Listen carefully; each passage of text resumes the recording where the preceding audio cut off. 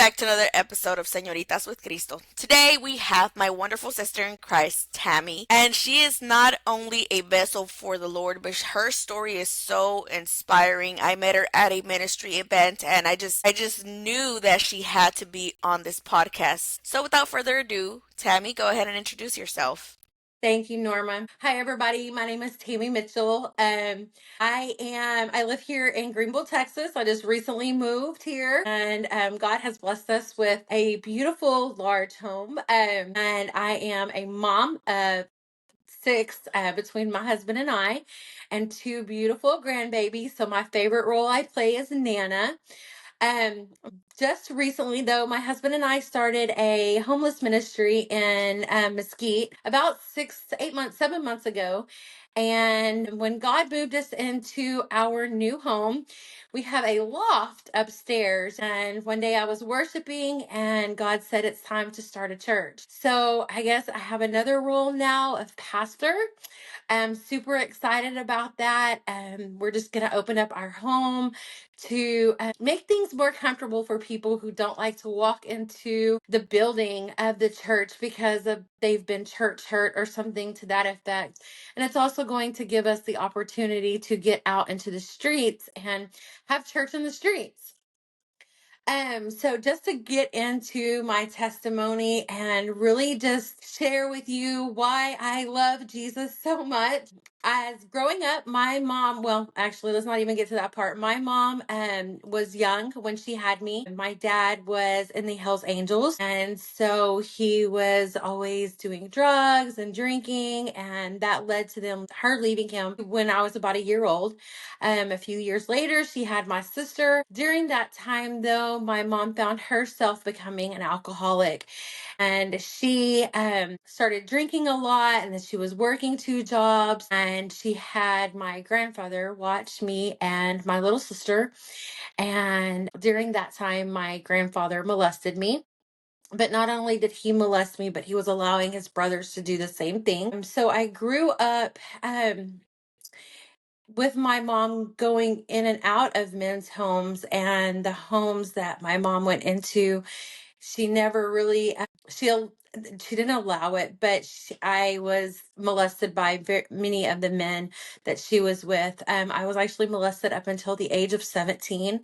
We were living with a man from the time I was 10 to 17, and he molested us. And at that point in time, my little sister, I had just graduated from high school, and I told my mom that we got to go. And if you don't go, I'm taking my sister, and you will never see us again. So she did finally get us out of that situation. And then at 18, I turned to drugs because I was an adult and I could do what I wanted to do.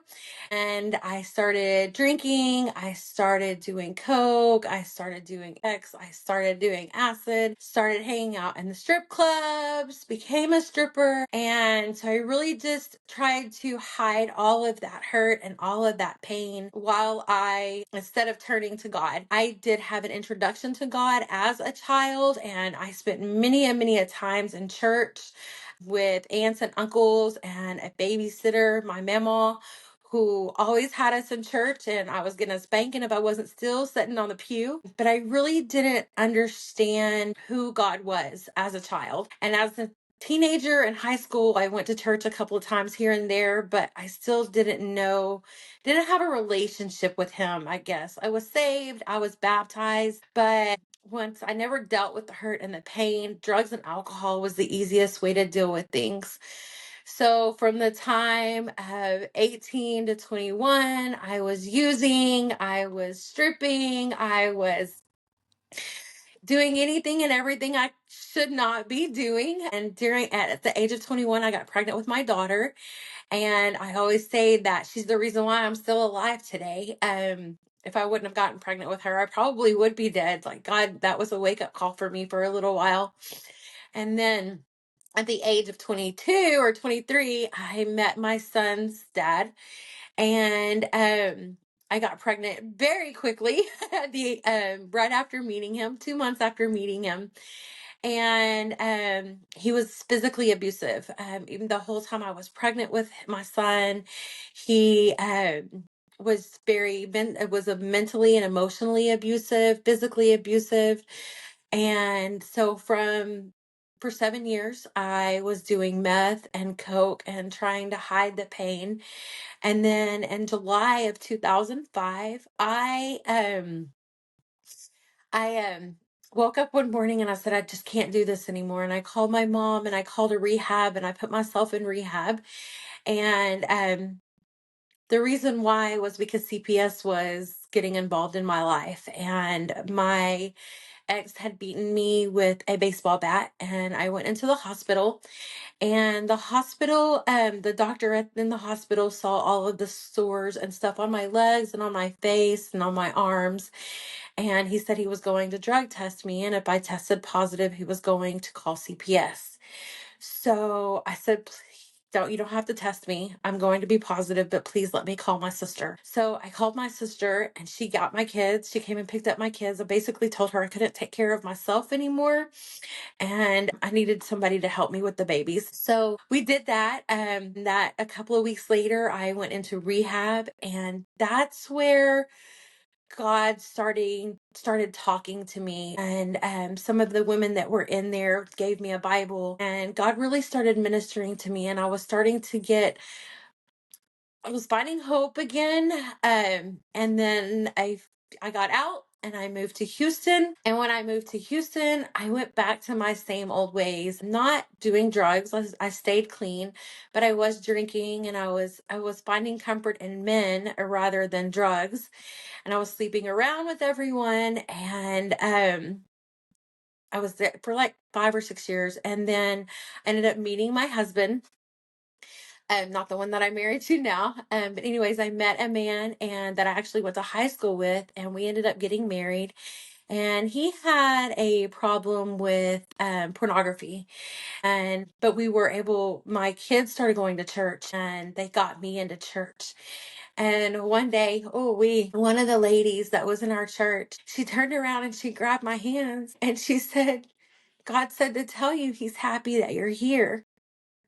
And that was a wake up call for me. And I still hear her tell me that to this day, because that was the first time that I really felt God's love. And I'd never heard anyone or had anyone tell me that God was happy that I was there. And so that was a new beginning for me.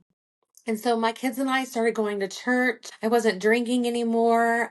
I was married, and we were fighting demons inside of our home, with the pornography addiction and all of that. But we got into a really good church. I was volunteering at a drug and alcohol rehab program in Conroe, and the pastors that they were holding services there, I met them, and I knew at that point that it was a kingdom connection, and I was very drawn to them. So I started going to their church, and I was given a prophetic word of God wanted to do big things in my life, but I had to let go of all of the strongholds. And there was still a lot of trauma. I had never healed from what had happened in the past. I had never really dealt with anything that had happened in my childhood, growing up, in my adult years, and relationships. And so during that time, I was kind of pushed off a cliff and learned to fly, and learned who I was in Christ and what God really had planned for me.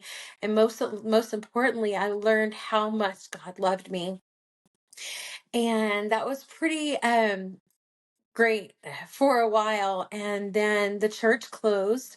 I ended up getting a divorce. I found out that my husband had sex with a prostitute while I was out of town, and I ended up moving back to Dallas. And when I moved back to Dallas, I my dad was sick. And I didn't have the best relationship with my dad as a child, but he went to prison when I was 18. And when he went to prison, that's when mine and his relationship got really good because he didn't understand what I was doing like my mom did. And so him and I had a great relationship. We started building this relationship from the time I was at the age of 18. And he had been sick a lot. And we moved back up to Dallas, and he started getting very sick. And in 2016, he ended up passing away. And when my dad passed away, that was a spiraling moment for me. Give me a second. From there, I started drinking a lot. I started smoking weed. I just downward spiral. I kept going and going. And one day I met a man that was just like my dad. And I think that's one of the most crushing relationships that I've ever had. I don't know what it was, but and just on December 31st of 2016, I ended up relapsing on meth after being clean for 12 years. And for 3 months, I yelled and screamed and fought with this man and battled my addiction. And during this time, I was used as this little sex toy. And I think that's one of the hardest things that I still have trouble with sharing in my testimony. And it's a struggle still to this day, to be honest, with my own marriage, because when you've been sexually abused, it's really hard to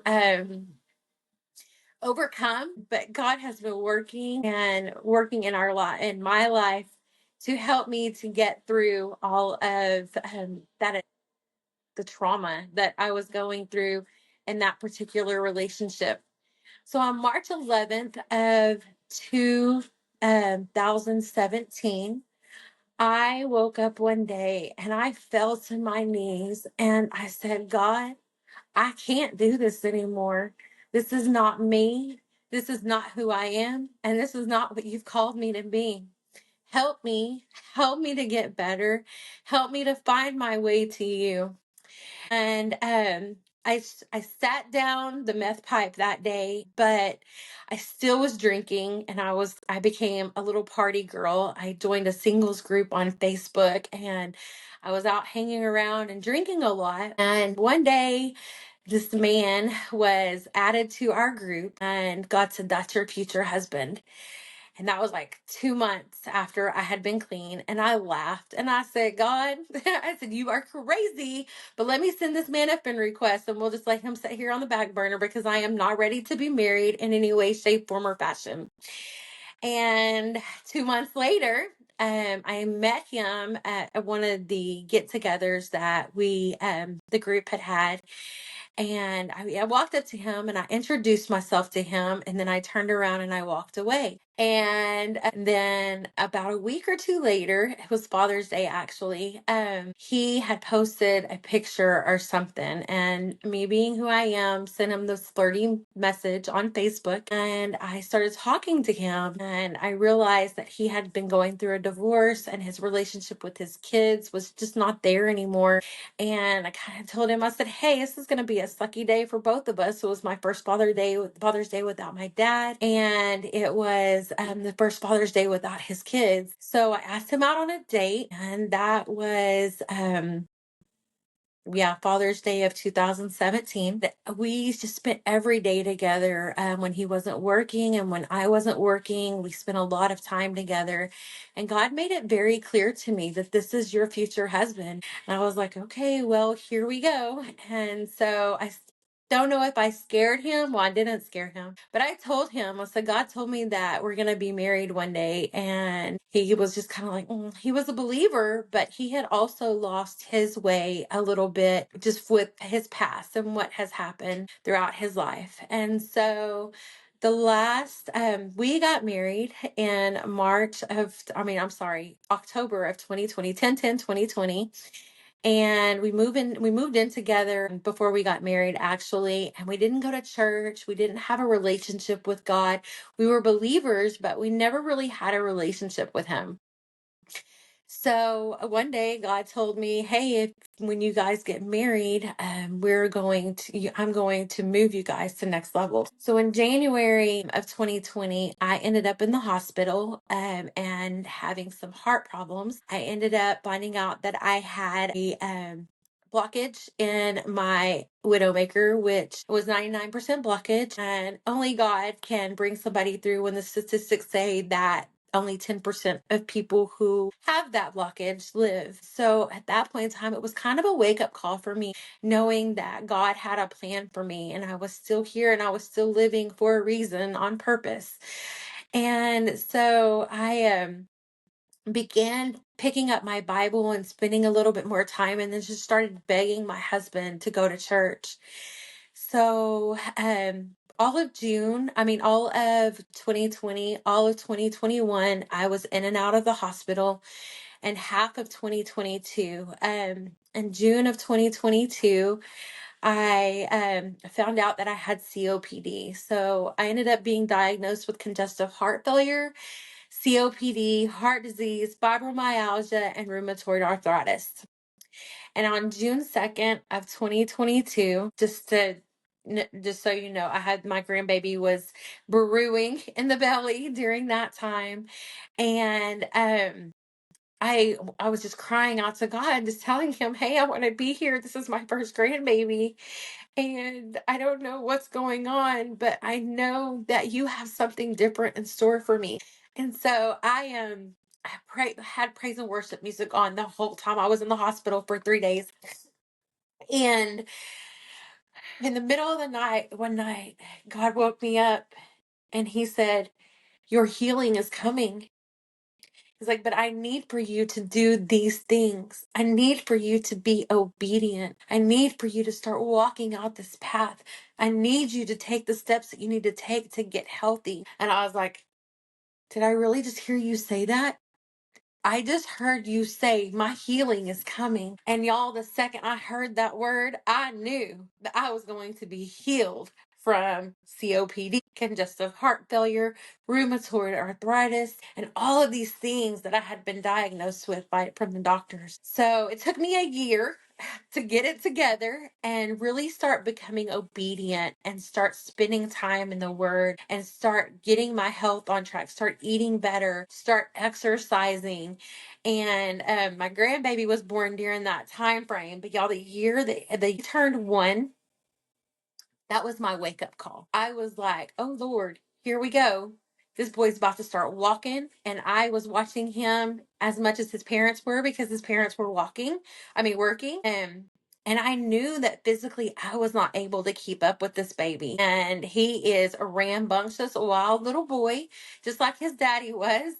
And I knew that there was no way in the current physical health that I was in that I was going to be able to keep up with him. So, and I also knew that he had a calling on his life. And the day I got out of the hospital, when she was pregnant with him, God showed me this vision of Kingston in a diaper, raising his hands, just worshiping the Lord. And that's when I knew that it was really time for me to get my stuff together and really start walking out and being obedient for what the Lord had called me to do, but also to start caring more about my physical health, because that was going to be what helps me. I've been prophesying it over my life. I'm going to live until I'm 103, and I'm going to be a happy, healthy at 103. But I ain't gonna do that if I'm eating bad and not exercising and not taking care of myself. God wants us to take care of our temple or his temple. And so I started on a health journey in that year. But when I started, so that was 2023. But when I started on that health journey, I also started on a spiritual journey. I started picking up my Bible and I started reading my Bible every single day. I started allowing the Lord to minister to me. And I'm going to be real honest, I'm going to tell on myself, I was still smoking weed. But the more I picked up my Bible, I found myself one day not smoking weed anymore. It just brings me back to a quote that I heard, that Don't worry about what you look like when you come to Jesus. Just come to him, and all of that stuff is going to go away. And I visualized that. I saw that. The more I spent time in my word, the more the better my mouth got. Because I was a sailor. We work in construction, y'all. I had a sailor's mouth. And smoking weed still was not something that I needed to be doing. And one day I just quit, and I didn't even realize that I had done it. My husband had asked me the question, "Babe, are you not smoking anymore?" I was like, "No." And he was like, "When did you quit?" "I don't know, a few months ago."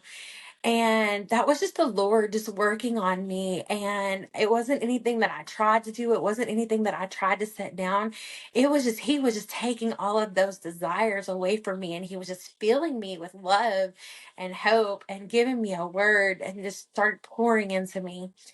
And so the more I started reading my Bible and the more time I spent with the Lord, I started yearning to go to church. And I was like, hey, we got to get back into church. We've got to do this. We've got to do that. And so we started spending time in church. And the more I just started reading my Bible, the more I heard from God. And the more he was telling me, hey, I've got a plan for you. And I want you to do this. And I want you to do that. And I was just like, oh, okay. Well, we're a little overwhelmed because I'm almost 50, y'all. So I'm a late bloomer, but he just started speaking to me more. And he told me, you're pregnant with your ministry. And I was like, oh Lord, what's that look like? And so, I was reading Isaiah 60 one day, and he made it very clear to me that I was going into the homeless ministry and that I was going to be going out to pour into people, help people find hope again. And so we started that homeless ministry, and we just continued to I just continued to pour into the word. And every morning I made a sacrifice to get up at 5:30 every morning to start reading my word, because that was the only time that I would have where I would have quiet time. And so I started reading the word, and I just started listening to God and just allowed him to just continue to pour into me. And he just started showing me all of these different things that he has planned for us. But not only did that happen, y'all, I started watching my husband do it. I didn't ask him to do it. I didn't ask him to pick up his Bible. He just started picking up his Bible, and he started reading his Bible, and he just all of his he's got a temper, not really a temper. He just has no patience. And with his former marriage, they yelled and screamed a lot, and some of those bad habits were starting to come into our marriage when he was getting stressed out. And so I watched all of these things just start falling off of him. And I was just like, okay, God, I was like, you are working on us. You are working through us. You are pouring into us. You are solidifying everything that you had told us that you are going to do. And that just brings us to the house that we're in. Once I've learned that obedience, when you become obedient, God does elevate your life. God wants to move you to new levels and to move you to next levels. And it just takes sacrifice. And that sacrifice is just giving him some time and just listening to him and moving into your calling. And I think one of the biggest things that I learned is I went from having a relationship with him to falling in love with him. And that was one of the wake up calls for me. And one of the things that I share the most in my testimony is there's a difference between loving Jesus and falling in love with Jesus. And when you learn what he truly did for you, then it's easy to fall in love with him, and it's easy to share him. So now we moved from Mesquite, living in an 1,100 square foot house, to moving into a 2,400 square foot house with a loft upstairs. And a few weeks ago, I was up there praising, and we're in the middle of worship. God showed me this vision of these chairs being set in this living room and saying, hey, it's time to start your church. There's a part of me that says, I don't want to start no church. I'm not good enough to be a pastor. But God is telling me differently. So we have our first service on February 5th, and I'm super excited about, God just using us to be able to help others heal and to walk closer with him. And our goal is to not just have church and go out into the streets, but our goal is to raise disciples and I'm super excited to see what God has in store for Hope in a Future House of Worship, and see what He's going to do with the homeless ministry and the visions that He's given me. And I'm just ready. I'm ready to see where we go. So this is what came up when you were talking about not good enough, because let me tell you that the enemy will try to put things in your head. He has done that with me. I feel like I wasn't good enough to start this podcast or the ministry. All these things come to your head. But do you remember in the book of Exodus how Moses didn't want to speak to the Israelites or Pharaoh at first because he felt like he wasn't good enough because he couldn't speak properly? And God said, "Who made that mouth?" So Yes. he, can you share any experiences that only you and God knew that he made a way for you? Like there was, besides your health, that's amazing by the way, but is there anything else that you can remember that he has done that you're just like, ain't no way, this is not from people, this is from God? Yeah, 100%. When the part I didn't share about the story is when I was in the hospital, I ended up quitting my job. And I knew at that point in time that I looked at Jeff was my fiance at the time, and I said, so we're starting our own business. And he was like, what? And I was like, yep, we're starting our own business.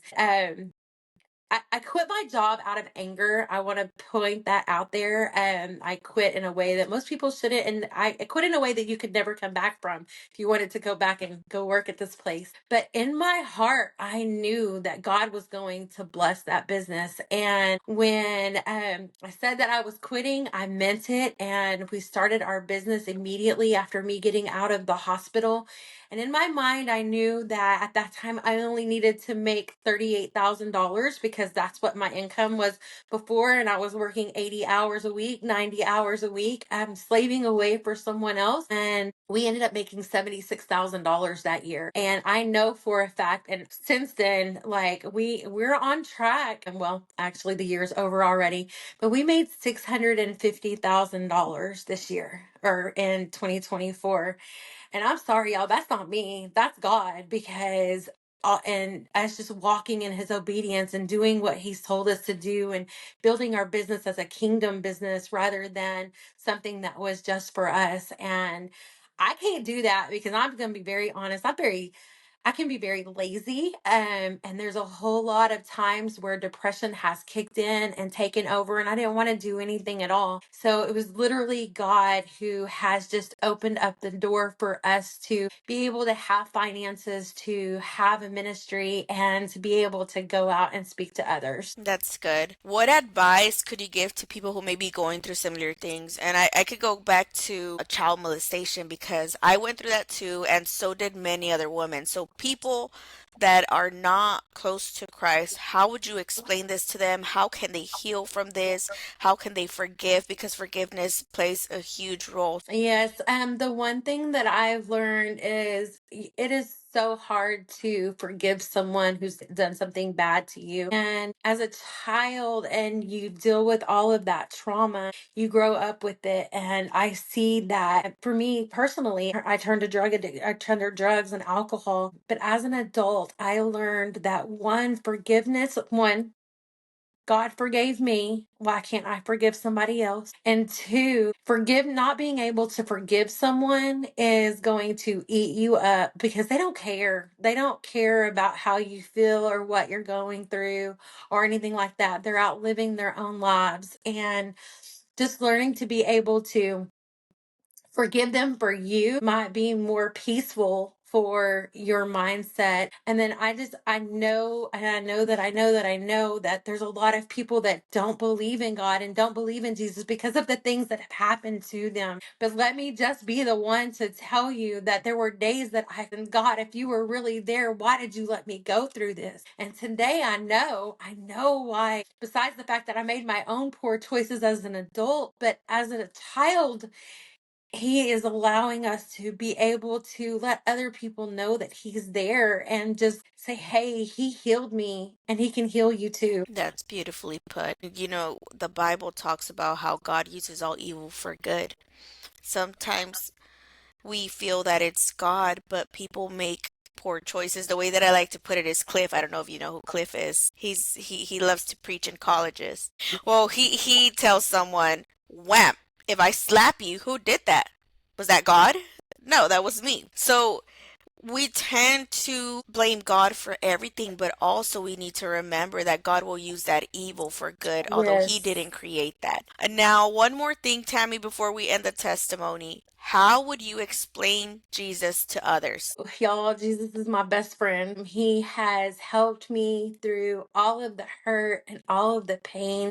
I can take a mama's love and a daddy's love and a sister's love and a family's love, but those people can hurt us and break us. But the one person that has never hurt me or never broke me is Jesus. And that's my best friend. I fall in love with him every single day. God allowed him to be sacrificed on the cross for us. And he just my best friend, and he's my soul confider, the one that I can tell anything and everything to. Don't matter if it's good, bad, ugly, the most sinful thing ever. He is the one that I can talk to and tell every single thing to.